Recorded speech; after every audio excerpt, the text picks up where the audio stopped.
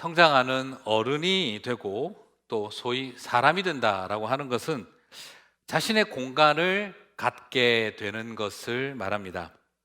아이가 어릴 때에는 그냥 같은 방을 쓰는 걸 좋아하지만 아이들이 커가면서 티네이저가 되고 커가면서 자기 공간을 갖고 싶어 하지요. 성인이 되면서 성인이 된 아버지와 어머니의 가장 큰 사명은 사랑하는 사람들에게 안정된 공간을 제공해 주는 일이라고도 하지요. 그래서 우리는 끊임없이 공간을 만들어가는 일을 하고 있습니다. 공간을 만들면 사람과 관계가 시작되어지고 사람과 관계가 시작되어야 하기 때문에 우리는 새로운 공간을 만들어내게 되죠. 그래서 새로운 사람과 새로운 시작을 만들기 위해 우리는 새로운 공간을 만들어내게 되죠.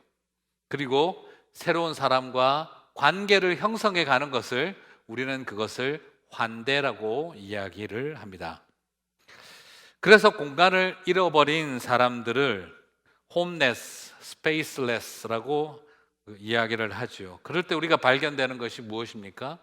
공간을 잃어버린 사람들은 자기도 모르는 사이에 dehumanized라고 할 수 있는 이 비인간화의 자리에 자기도 모르게 서게 되어지죠.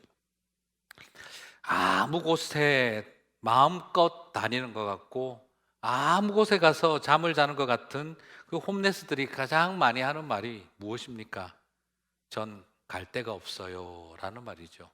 공간을 잃어버린 사람은 사람을 잃어버리고 삶이라고 하는 시간의 의미를 잃어버리게 되기 때문이죠. 그리고 공간을 잃어버린 사람은 어느 틈에 환대하기가 어려워지는 것을 발견하게 됩니다. 이렇게 시간과 장소와 사람은 연결되어져 있습니다. 장소는 사람이 있고 삶의 시계가 시작하기도 하고 흘러가는 곳이기도 합니다.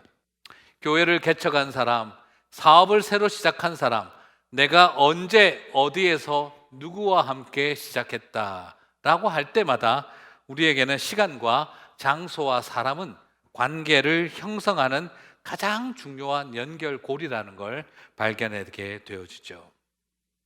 장소를 잃어버리면 사실은 사람을 잃어버린 것이고, 장소를 떠나고 나면 사람을 떠나게 된 것이죠. 사람을 떠나고 나면 장소를 떠나게 되기도 하죠.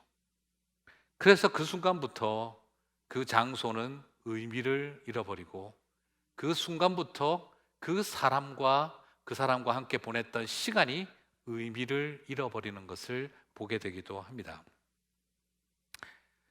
그래서 하나님은 세상을 창조하실 때 시간과 장소를 창조하시면서 시작했습니다. 창조는 철저하게 시간과 장소와 사람을 하나로 묶어내는 곳이었습니다. 관계를 만들어내는 것이었습니다. 그래서 우리는 이렇게 말할 수 있는 것이지요. 태초에 공간이 있었다라는 것이죠.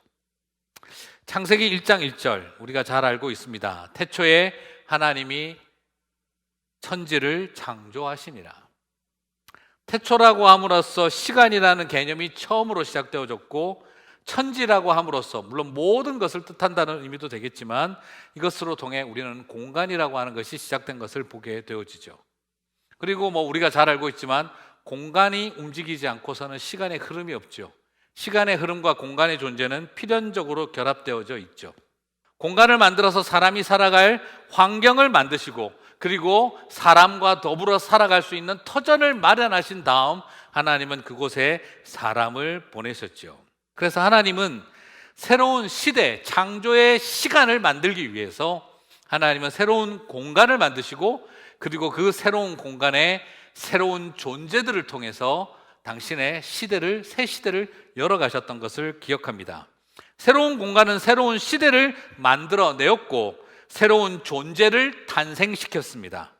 그렇기 때문에 이제 우리는 이 교회라고 하는 공간에서 팬데믹이라고 하는 뉴 노멀이라고 하는 새로운 시대 속에서 우리는 이제 새로운 공간을 만들어내며 새로운 존재를 만들어내며 새로운 시간의 의미를 만들어내어야 합니다. 그러면 이 팬데믹 시대에 공간은 우리에게 어떤 의미로 다가오는 걸까요? 첫 번째로 저는 여러분과 나누고 싶은 것이 이 팬데믹 시대는 공간에 대해서 우리에게 이런 새로운 도전을 던집니다. 교회의 관심을 군중을 향한 공간 마련에서 개인과 가정과 소그룹을 향한 공간으로 새로운 전환을 일으켜야 한다라는 것이죠. 교회는 항상 어떤 공간을 만들어내기 위해서 애를 썼습니까? 많은 사람이 예배할 수 있도록, 많은 사람이 파킹할 수 있도록, 많은 사람이 식사할 수 있도록, 많은 사람들이 좁게 앉아서 예배를 드릴 수 있는 공간을 만들어가는 일이 교회에서는 가장 중요한 일이었죠. 그래서 교회의 공간은 어느 틈에 이 세상의 번영과 성장의 논리와 너무나 교회 공간은 동반자의 길을 걸어가고 말았던 것이죠. 자, 그렇게 흘러왔던 교회의 공간은 팬데믹이라고 하는 뉴 노멀 상황을 겪으면서 우리는 교회의 장소와 공간에 대한 개념을 새롭게 도전받게 되어졌습니다. 교회 설립 기념일을 앞두면서 우리는 왜 존재하고 왜 우리는 이곳을 만들어 왔는가에 대한 심각한 질문을 던져준 것이죠. 그저 성도들을 무리와 군중으로 봐왔던 성도들이 아니라 한 사람 한 사람, 사도 바울의 표현처럼 각 사람으로 보며 한 패밀리를 소중하게 여기고 살펴보도록 우리에게 새로운 도전을 던지고 있는 것이지요. 코비드19에 있어서 교회라고 하는 공간은 이 코비드19의 시대에서는 집단 감염과 지역 감염의 위험성이 매우 큰 곳으로 위험한 곳이 되었죠. 실제로 많은 안 좋은 일들도 일어나기도 했습니다. 이 점에서 우리는 이웃과 사랑하는 사람들을 위해 우리는 온라인 예배로 전환하고 그리고 새로운 온라인이라고 하는 공간에 뛰어들려고 많이 노력했습니다. 이 점에서 우리는 선제적으로 노력하고 결정하고 그리고 현장에서 드리는 예배를 향한 깊은 그리움에도 불구하고 우리는 더 중요한 더 높은 이유들을 고민하면서 이 모든 것들을 잠시 멈추었습니다. 하지만 이것만으로 충분하지는 않습니다. 코비드19 이 시대는 바이러스만이 문제가 아니라 코로나 블루라고 하는 마음의 힘겨움이 있습니다. 이것은 병원이나 질병관리본부나 주정부나 어떤 것도 해결해 줄 수가 없죠. 그것은 교회가 정말 꼭 섬겨야 할 중요한 영역입니다.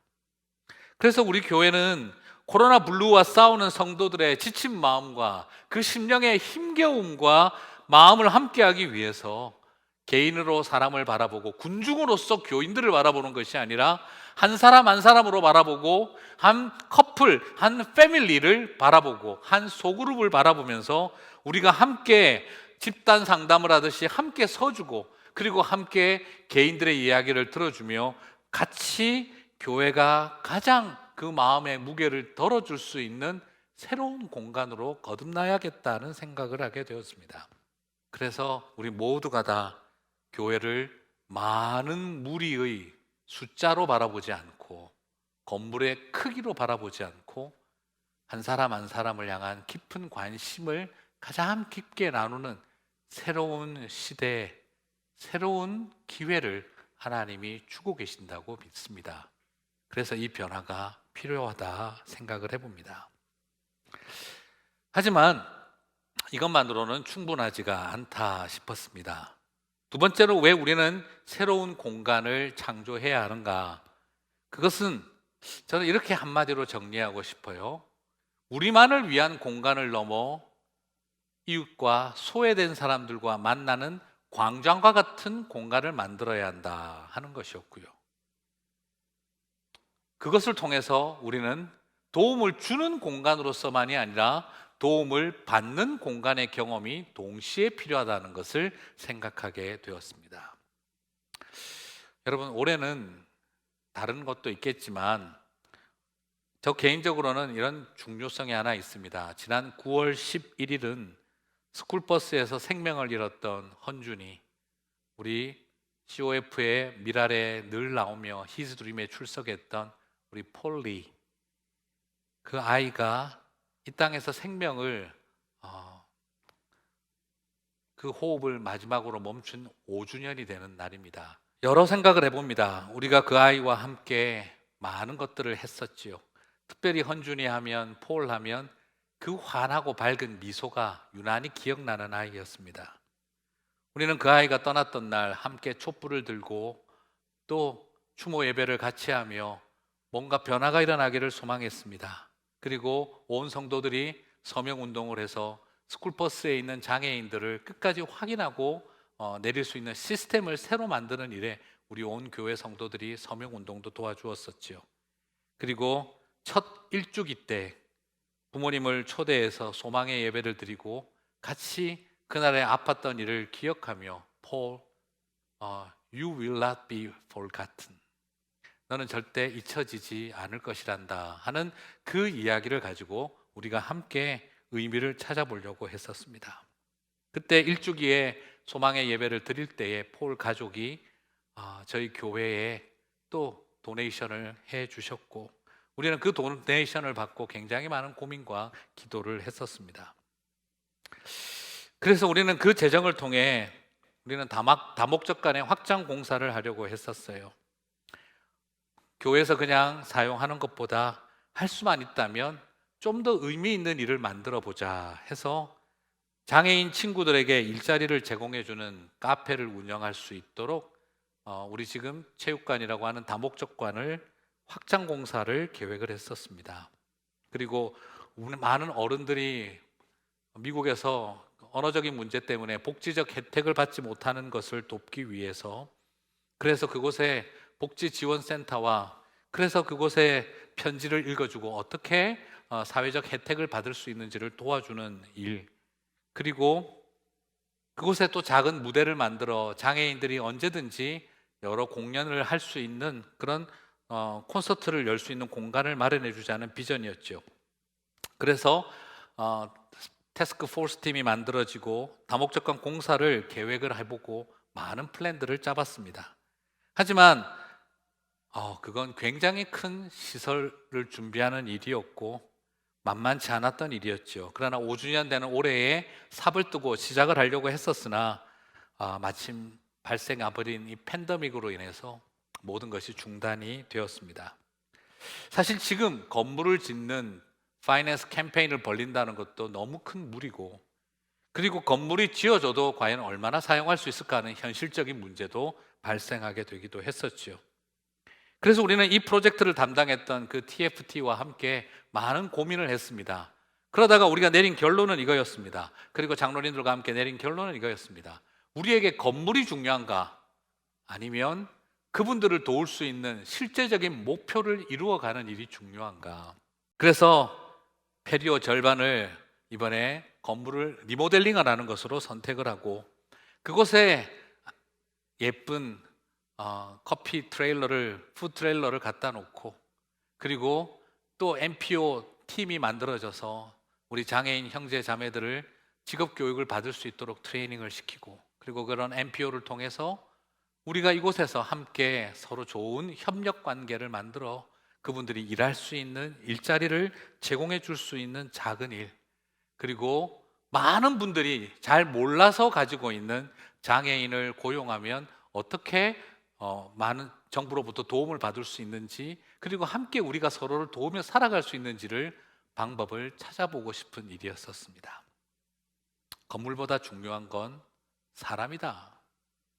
그리고 하루라도 더 그분들에게 기회를 제공해 주는 일.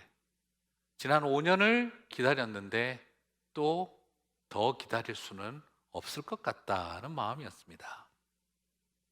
잔디밭에 무대를 만들고 아이들이 핸디벨 공연을 하고 그곳에서 하나님을 향한 몸짓을 찬양으로 올려드리고 장애인과 비장애인이 함께 더불어 뛰어놀며 행복한 시간을 가질 수 있는 만남의 장을 열어가는 일, 저는 그것이 더욱 중요하지 않았을까 생각을 해봤습니다. 같은 팀을 이루었던 COF와 단체를 섬기는 리더가 부탁을 해주셨어요. 목사님, 이런 일을 할 때 부탁이 하나 있습니다. 너무 장애인 시설이라고 강조하지 않았으면 좋겠습니다. 어느 틈에 사람들의 생각 속에 장애인이 사용하는 시설, 비장애인이 사용하는 시설은 다른 것처럼 생각을 하는 경우가 많습니다. 그런 구별이 없어지고 우리가 도와주고 도움을 받으며 함께 살아가는 법을 배우는 것이 가장 건강한 장애인 사역의 출발입니다. 그 부탁을 해주셨어요. 저는 그 이야기를 들으면서 참 감사했어요. 장애인 단체와 리더십은 왜 장애인을 위해 특별히 그들만을 위한 시설이 따로 있고 우리는 베풀어야만 한다고 생각을 합니까? 도움을 받는 것도 귀중한 경험입니다. 헌준이의 희생과 그 가족들의 눈물 위에 우리가 함께 그 마음을 가지고 장애인들을 돌보는 시설을 만들어가고 그들에게 일할 수 있는 공간을 제공해주고 그리고 그것을 통해 우리가 함께 혜택받아가는 일은 매우 소중한 경험입니다.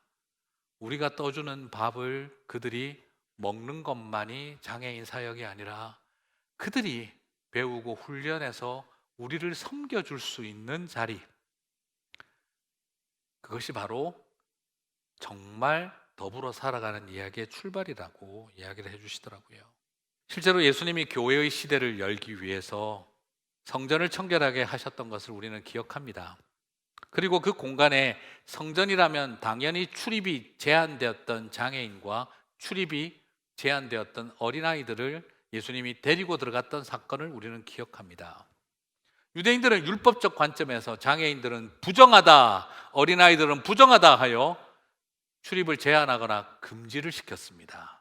그런데 예수님은 그 모든 장애인들을 데리고 성전 안으로 들어갔습니다. 어린아이들과 함께, 장애인들과 함께 성전 안에 들어갔습니다. 그리고 그들이 더럽다라고 여기고 부정하다라고 여겼던 장애인과 어린아이들을 통해 예수님은 성전을 청결하게 하셨던 것을 우리는 기억해야 합니다.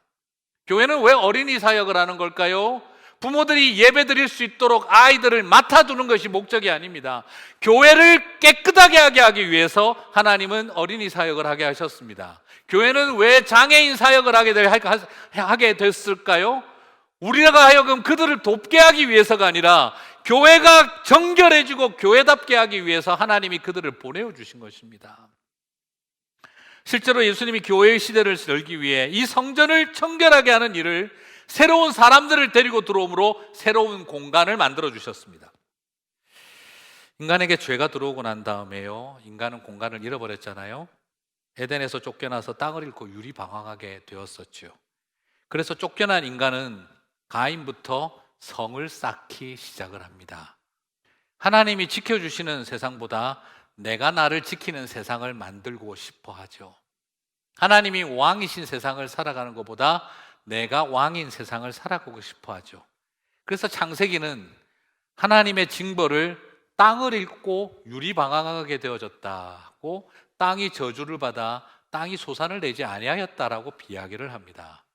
이 세상에 하나님의 은혜를 잃어버린 사람들은 땅을 잃어버리고 유리방황하게 되어지고, 그리고 땅에서 눕히지 못한 죽음을 저주받은 죽음으로 여기게 되어졌죠.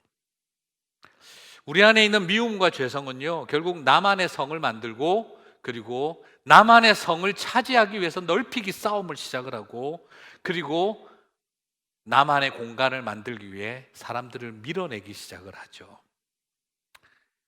이것은 어디까지 갔을까요? 이웃만 밀어내고 사람들만 배제시키는 것으로 끝나지 않았어요. 이 공간은 내 공간이야를 말하기 위해서 사람들은 하나님마저 자신의 공간에서 밀어내기 시작을 했죠. 이것은 결국 하나님을 거부하고 하나님 여기 오지 마세요 하며 성벽의 문을 걸어 잠그게 되었습니다. 그렇죠. 공간을 잃어버린 인간은 공간을 집착하게 되고, 그리고 온 세상과 하늘과 땅을 우리에게 주신 것보다 내 성을 만들어서 하나님조차 여기에 존재하지 못하게 만들어버리는 공간으로 만들려고 애를 쓰게 되어졌지요. 이렇게 공간을 새로운 사람과 새로운 관계를 만들어내는 곳이 아니라 나만의 것으로 만드는 걸로 폐쇄 공간으로 만들어 버렸죠. 그래서 예수님께서는 말씀하셨던 겁니다. 누가복음 9장 59절에서 인자가 머리 둘 곳이 없다라고 하셨던 거죠. 온 세상을 말씀으로 창조하신 창조주 하나님이신 예수님이 영접하지 않는 인생들, 자기 금 그어놓고 자기 공간 만들어 성주가 되고 싶어하는 사람들 사이에 예수님은 말씀하셨습니다. 내가 머리 둘 곳이 없다라는 것이죠. 더더구나 예수님은 요한계시록에서 뭐라고 말씀하셨습니까? 교회도 문을 걸어 잠그고 주님이 주인으로 계시지 않는 교회들의 이야기까지 하셨죠. 내가 문을 두드리노니. 저는 그 말씀을 바라보며 어떻게 교회가 예수님이 안 계신데도 교회가 될 수 있었을까? 그것은 요한계시록에서만 나온 이야기가 아니라 지금 우리들의 이야기일 수도 있습니다. 예수님이 계시지 않고 밖에서 문을 두드리고 있는 교회의 모습 말입니다. 그렇습니다. 나의 공간을 만들려고, 심지어 교회조차 나의 공간으로 만들어 놓으려고 하는 우리들의 욕심이, 그것은 결국 공간을 잃어버린 자들의 집착인 것을 증명하고 있습니다. 그래서 주님은 머리 둘 곳이 없다고 하셨죠. 그러나 예수님은 어떻게 하셨습니까? 항상 길을 가시며 공간과 공간을 이으셨습니다. 장소와 장소를 찾아다니며 그곳에 잃어버린 사람들의 공간 속에 하늘 공간을 도입하셨습니다. 12살 먹은 소녀의 방 안에 들어가서 죽은 아이를 일으키시며 그곳에 하나님의 나라가 임하게 하셨습니다. 38년 된 병자가 정말 그 연못 옆에서 자리를 누워서 38년을 꼼짝 못하고 있는 자리에 찾아가셔서 그곳에서 자리를 들고 일어나라고 말씀하셨습니다. 지붕이 뜯겨나간 어떤 집에서 그 공간을 채우는 사람들과 만나셨습니다. 평생을 움직이지 못하며 살아갈 줄 알았던 그 병자와 만나셨습니다. 그리고 수많은 사람들이 저작거리에 뛰어다니고 있는 그곳에 한 여인이 나의 옷자락을 만진 것과 같이 함께 하셨습니다. 그리고 그 공간을 찾아가셔서 말씀하셨습니다. 오늘 하나님 나라가 여기에 임하였다라고 하신 것이죠. 우리의 공간에 찾아오셔서 그 우리의 공간을 하나님 나라의 공간으로 바꾸어 주셨던 것을 기억합니다. 그리고 우리 주님은 우편의 강도에게 말씀하셨지요. 오늘 네가 나와 함께 낙원에 있으리라. 그리고 예수님은 한마디 우리에게 또 더하셨습니다. 너희를 위하여 한 장소를 예비하러 가노라 말씀하셨습니다. 그리고 예수님은 어떤 분이십니까? 사람과의 깨어진 관계 속으로 찾아 들어오십니다. 전에 멀리 있던 너희가 그리스도 예수의 피로 가까워졌느니라. 멀리 있던 그들의 공간은 예수 그리스도의 피로 가까워졌습니다. 원수였던 사람들, 이방인과 유대인이, 로마인과 유대인이, 자유인과 그리고 노예가, 남자와 여자가, 인종차별, 계급차별, 성차별과 투쟁으로 가득 찬 우리 안에 있는 멀리 있는 자들을 그리스도 예수 안에서 하나가 되게 하셨습니다.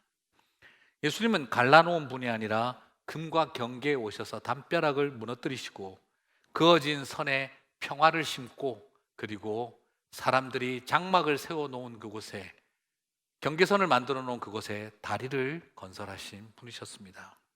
사랑하는 성도 여러분, 우리는 이번에 이 공간의 문제를 생각하며 나는 이곳에 벽을 쌓고 금을 긋고 총각 칼을 배치하며 우리는 내 공간을 만들어 지키려고 하는 공간 잃은 자의 삶을 살고 있는가?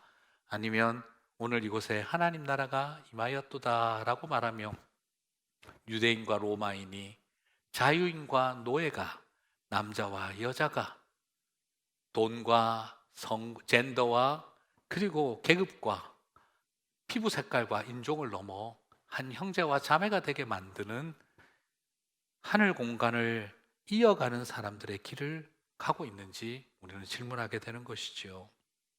이를 위해선 공간을 열어 영접해야 합니다. 내 공간을 열지 않고 어떻게 변화가 있겠습니까? 내 마음의 공간을 열어야지요. 내 미움의 공간을 열어야지요. 내 안에 있는 두려움의 공간을 열어야지요. 우리 안에 가득한 혐오와 배제와 포비아의 공간들을 열어 젖히는 그 순간 하늘 공간이 흘러가기 시작을 하는 것이죠. 이웃을 향해, 내 안에 있는 미움 대상을 향해 공간을 열어가야 합니다. 그것이 하늘 공간을 맛본 사람들의 삶이 아닐까 싶습니다. 이제 말씀을 마무리하겠습니다. 새하늘과 새 땅을 열어가는 길을 가고 싶습니다. 예수 그리스도처럼 공간을 찾아가 하늘이 임한 것을 선포하고 싶습니다. 미움으로 가득한 관계 속에 복음으로 다리를 만들어야 합니다. 오늘날 기독교가 교회의 통합, 세상 사회를 통합하는 기능을 하지 않고 사회를 분열하는 기능을 일으키는 것은 본질을 잃어버린 것입니다. 그것은 순수한 것이 아니라 그것은 편향된 것이죠. 오늘 우리는 새로운 시대에 새로운 공간을 만들어내며 새로운 만남의 장을 열어갔으면 좋겠습니다. 이번 팬데믹은 우리 선한 정직이 교회를 많이 새롭게 했습니다. 저는 참 감사합니다. 이번에 우리 성도님들의 그 참여로 인해서 우리는 많은 분들을 돕게 되었고 지역사회 또 섬기는 프로젝트를 많이 하게 되어졌고, 그리고 교회 이름으로 목사님들도 힘든 교회들 이렇게 도와주는 방식이 아니라 그냥 그 모든 금액을 다 노회에 들여서 노회 가서 좋은 일을 할 수 있도록 우리 이름 내고 사람들에게 알리는 것보다 그냥 그렇게 하는 것으로 이어져 가게 되어졌던 일, 저는 이런 모든 일들이 우리를 새롭게 하시는 하나님의 손길이라고 믿습니다. 29주년이 되어졌습니다. 다음 주일이면 바로 그렇게 새로운 공간에서 새로운 대면 예배로 모이게 될 텐데요, 앞으로 한 달에 한 번 대면 예배를 할까 싶습니다. 사랑하는 성도 여러분, 우리 교회가 교회를 넘어 지역사회와 소외된 이웃 속에서 그렇다고 대단하게 세상을 바꾸는 교회라는 말보다는 한 모퉁이라도 책임지는 그런 성도의 삶을 기대해 봅니다. 팬데믹으로 인해서 힘들고 아팠지만 그것을 통해 우리의 본질을 돌아보게 해주신 하나님의 은혜의 시간이었다고 믿습니다. 기도해 주신 우리 성도님들께 감사드립니다. 다음 주 오셔서 떡 가져가시길 바랍니다. 딴 건 못해도 우리 성도님들하고 생일인데 떡은 나눠야 되겠죠? 그 마음으로 함께 교회를 위해서 기도해 주시기를 다시 한번 부탁드립니다.